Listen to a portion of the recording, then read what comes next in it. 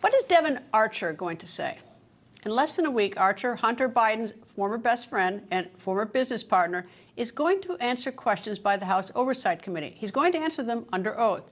According to the New York Post, Archer is expected to tell the House committee that Hunter Biden called then Vice President Joe Biden at least 24 times during meetings with overseas business partners.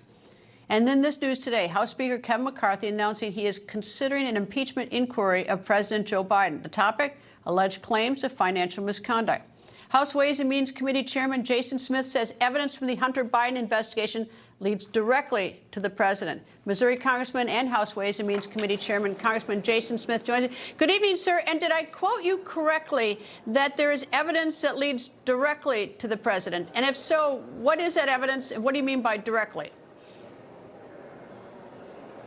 Greta, it's great to be with you. We've said from day one on the Ways and Means Committee that we're going to follow the facts, and that's in fact what we've been doing since the two IRS whistleblowers came before our committee, and over 15 hours of depositions. For example, in those depositions, one of the things that we released was a WhatsApp text message from Hunter Biden to a Chinese business partner where he was demanding a response from that Chinese business partner. And in that WhatsApp message, he said he was seated right next to his father, waiting for the response. There's numerous examples of where the IRS whistleblowers showed that the Department of Justice delayed the investigation. In fact, one of the whistleblowers testified last week saying that in his 14 years as an IRS investigator, he's never seen this kind of obstruction in an investigation. And then there's numerous examples of where the DOJ divulged information, according to the IRS whistleblowers, to Hunter Biden's attorneys. So many unacceptable aspects, and a lot of these things do lead to the president. The issue is that we're going to follow the facts and see where it goes, but there's a lot of layers to this onion, Greta. When you say that you get a WhatsApp, says Hunter says he's demanding money or something from a Chinese businessman and he's seated next to the president, are you certain that's his WhatsApp account? Where did you get it? And then make sure that it's not sort of an alias or someone else using it. You're positive it's Hunter Biden's? Absolutely. We got it from the IRS whistleblowers. They're the ones who gave it, and that's what we voted to disclose back in June when we publicly released the 15 hours of testimony from the IRS. In fact, the IRS whistleblower says it was confirmed from the Justice Department.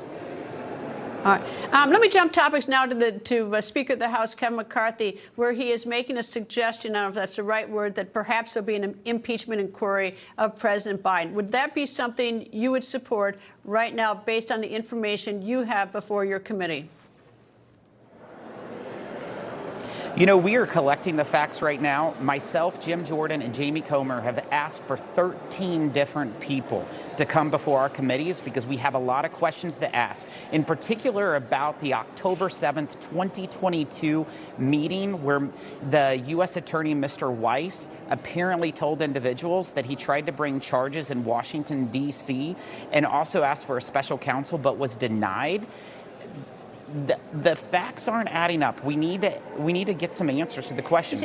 We absolutely have a lot of facts that we're watching, and it could lead to what the speaker has said, but we have to continue to gather the facts.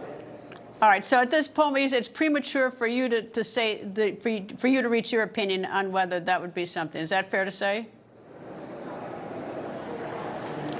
I'll tell you, there's a lot of reasons that I have seen that makes me feel that the president could have been compromised. We have to continue to dig into the facts, get the final details, and get several different individuals on the same page if that's the case. Well, the president certainly doesn't have to speak out about this, but I mean, it certainly would be at least helpful. I mean, I'm big on transparency to try to get more facts rather than, it's oftentimes the process when people won't say things that, certainly fuels all sorts of suspicion. But we'll have to wait and see how this unfolds. Chairman Jason Smith, thank you, sir. Thank you, Greta.